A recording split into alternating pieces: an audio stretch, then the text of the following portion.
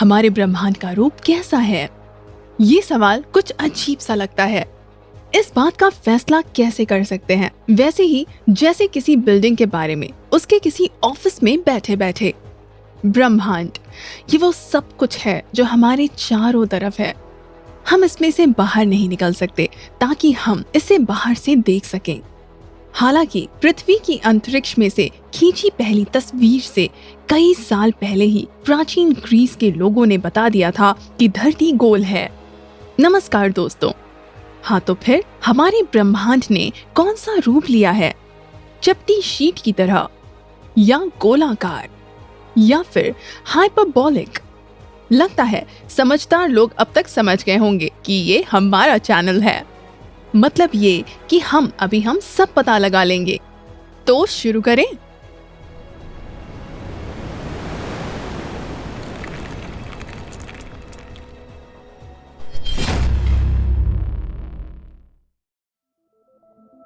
Space time का curvature.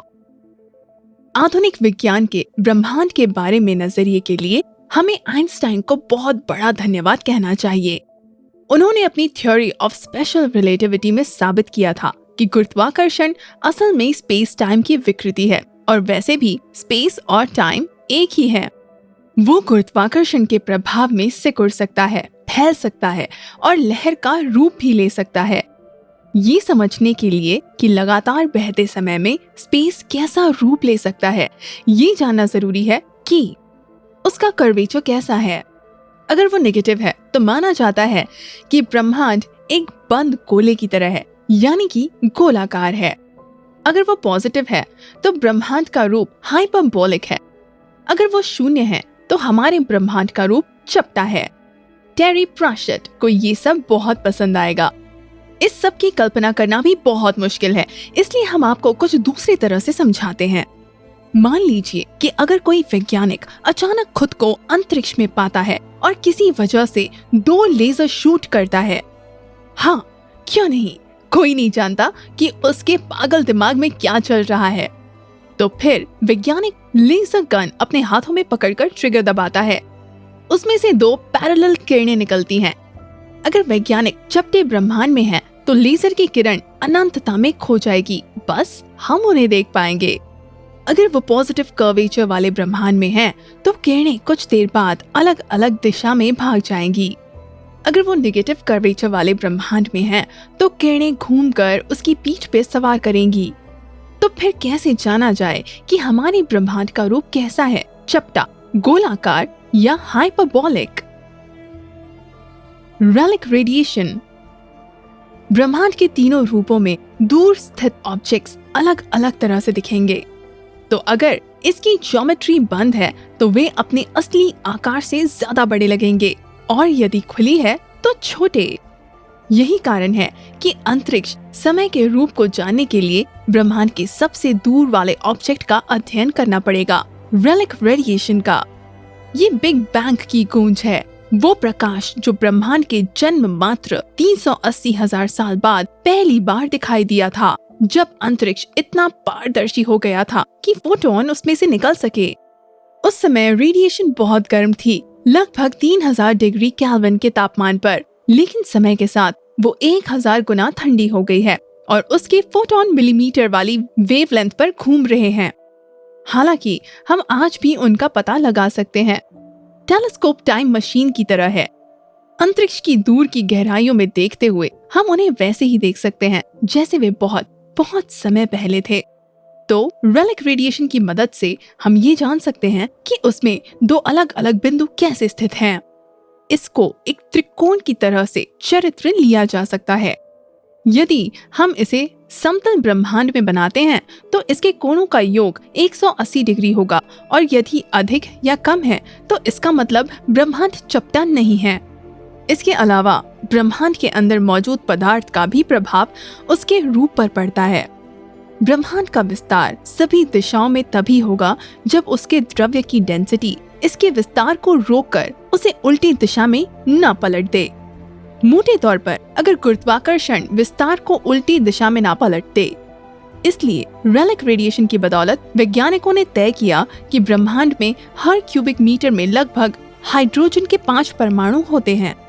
इन सभी मापों से ये निष्कर्ष निकलता है कि हमारा ब्रह्मांड ड्रम रोल की तरह है, समतल। अगर हर क्यूबिक मीटर में 6 परमाणु होते तो हम एक विशाल गोलाकार ब्रह्मांड के अंदर होते। 4 तो हम खुद को हाइपरबोल की तरह झुकते हुए ब्रह्मांड के अंदर पाते। ऐसा कह सकते हैं कि हम बहुत भाग्यशाली हैं। नई हाइपोथेसिस। हालांकि कुछ समय पहले हुए एक अध्ययन ने पिछले दावों पर संदेह पैदा कर दिए हैं। शायद पूरे ब्रह्मांड के विज्ञान को फिर से लिखना पड़ेगा। ऐसा क्यों? यूरोपियन वैज्ञानिकों ने प्लैंक अंतरिक्ष ऑब्जर्वेटरी की डाटा को दोबारा स्टडी किया और पाया कि अंतरिक्ष में पदार्थ की वास्तविक डेंसिटी पहले किए अध्ययन के मुकाबले 5% ज्यादा है। और उन्हें कैसे समझ आया? गुरुत्वाकर्षण बड़ी अजीब चीज है।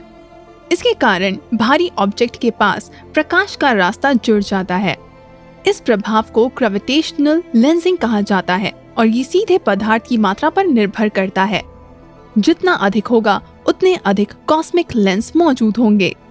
पता ये चला कि ब्रह्मांड में उनकी संख्या वास्तव में ज्यादा है, बजाय उसके कि अगर वो सपाट होता तो। इसका मतलब ये है कि संभवतः कहीं न कहीं ये बंद है। भूल जाओ कि तुम्हें स्कूल में क्या पढ़ाया गया था।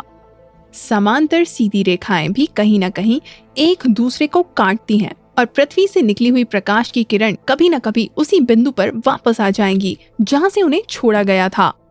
इससे पहले ग्रेविटेशनल लेंसिंग को स्टैटिस्टिकल एरर माना जाता था, इसलिए ब्रह्मांड के रूप के बारे में वो निष्कर्ष ज्यादा देर तक मान्य नहीं रहा। उस शोध के पब्लिश होने के बाद कॉस्मोलॉजी के लिए एक संकट खड़ा हो गया। अगर ब्रह्मांड के रूप के बारे में हमारे विचार वास्तव में गलत हैं, तो इसके पूरे इतिहास को फिर से लिखना पड़ेगा, जिसमें बिग बैंग थ्योरी में बदलाव करना भी शामिल होगा। हालांकि वैज्ञानिक समुदाय का हिस्सा इस तरह के निष्कर्षों से सहमत नहीं है और अभी तक ये मानते हैं कि ऐसा केवल स्टैटिस्टिकल एरर की वजह से ही है। इसके अलावा नया हाइपोथेसिस पूरी तरह से ब्रह्मांड के रूप को समझा नहीं सका, इसलिए अभी और शोध करने की जरूरत है। ब्रह्मांड का भाग्य। आखिर ये सवाल इतना महत्वपूर्ण क्यों है? भले ही ब्रह्मांड चपटा हो या गोलाकार, हमें इससे क्या फर्क पड़ता है? न गर्मी महसूस होती है न सर्दी। अगर हमारा ब्रह्मांड मुड़ा हुआ है तो हमारी पृथ्वी या आकाश गंगा पर इसका किसी भी तरह से कोई प्रभाव नहीं पड़ेगा। फिर भी पृथ्वी का भविष्य ब्रह्मांड के रूप पर निर्भर करता है। यदि इसमें पॉजिटिव कर्वेचर है तो इसका विस्तार हमेशा होता रहेगा। उस स्थिति में चौंकाने वाली घटनाएं होंगी। लगभग 100 ट्रिलियन वर्षों में विनाश का युग शुरू होगा। आकाश गंगाओं में स्टार का गठन बंद हो जाएगा और यहाँ तक कि रेड ड्वार्फ, सबसे लंबे समय तक रहने वाले सितारे भी गायब हो जाएंगे। और जब तारे गायब हो जाएंगे तो बहुत लंबे समय तक जो केवल ब्लैक होल ही रहेंगे, लेकिन वे भी किसी दिन लुप्त हो जाएंगे। तो गर्मी से विनाश होगा, फिर कुछ नहीं बचेगा। ऊर्जा का आदान प्रदान करने के लिए कुछ भी नहीं बचेगा और ब्रह्मांड हमेशा खाली और ठंडा रहेगा। अगर इसमें नेगेटिव कर्वेचर है तो इसमें से कुछ भी नहीं होगा।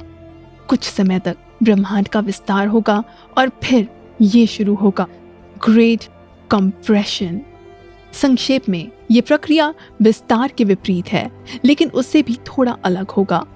क्यों? विस्तार के दौरान अंतरिक्ष में पदार्थ लगभग समानांतर फैल रहा है, लेकिन कंप्रेशन के दौरान ये अलग अलग समूहों में इकट्ठा हो जाएगा। द्रव्यमान के समूहों में गुरुत्वाकर्षण के प्रभाव में ब्लैक होल बन जाएंगे तो अंत में एक होल में समा जाएंगे। एक हाइपोथेसिस ये भी कहती है कि ग्रेट कंप्रेशन के बाद फिर से बिग बैंग होगा और ये चक्र लगातार चलता जाएगा, जैसे सांस लेना और सांस छोड़ना। खैर, चपटे ब्रह्मांड को खुले ब्रह्मांड के एक विशेष मामले के रूप में माना जा सकता है। इसका विस्तार समय के साथ धीमा हो जाएगा और ब्रह्मांड की उम्र के साथ विस्तार बंद हो जाएगा। इस मामले में भी गर्मी के कारण अवश्य ही विनाश होगा। आज के लिए बस इतना ही। देखने के लिए धन्यवाद दोस्तों। बेशक ये सभी विकल्प ज्यादा ऑप्टिमिस्टिक नहीं लगते। समझ ही नहीं आता कौन सा चुनना है। बस एक अच्छी खबर है कि ये निकट भविष्य में नहीं होने वाला। ऐसा होने से बहुत पहले ही हमारा सूरज एक रेड जाइंट में बदल जाएगा और पृथ्वी को भस्म कर देगा। कुछ भी हो, हमारे पास अभी भी करोड़ों वर्ष बचे हैं। फिर चाहे हम चपटे ब्रह्मांड में खत्म हों या गोलाकार में, उम्मीद है कि हमारे वैज्ञानिकों के लिए इतना वक्त काफी है एक बार और सब कुछ समझने के लिए। आइए, जब तक जिंदा हैं मिलजुल कर रहते हैं। हमारे चैनल पर अगले एपिसोड में और भी कुछ नई जानकारी मिलेगी। तब तक के लिए अनुमति दें, फिर मिलेंगे।